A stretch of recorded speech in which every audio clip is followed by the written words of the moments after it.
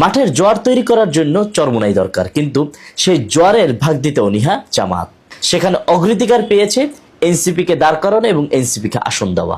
জামাতের কিন্তু বহু আসনই চরমোনাইয়ের ভোট ব্যাংক নির্ণায়ক। তাই স্বাভাবিক নিয়মে ইসলামী আন্দোলন তথা চরমোনাইয়ের সাথে আসন সমঝোতা হওয়ার কথা ছিল, কিন্তু হয়েছে উল্টোটা।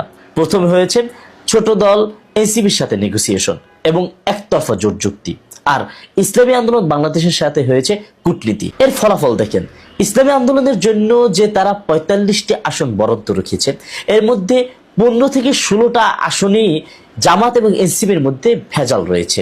ফলে ইসলামী আন্দোলনের আসন থেকে যায় 30টির মতো, অথচ তারা বাংলাদেশের রাজনৈতিক অঙ্গনে একটি বৃহত্তর ইসলামী দল এবং এই 8 দলীয় সমঝোতা জোটের এক প্রধান শরিক দল।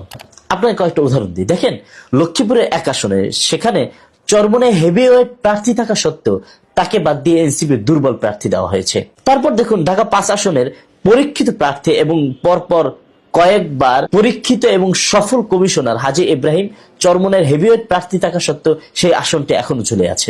আসলে এই সংকটটা মূলত আসন নিয়ে নয়।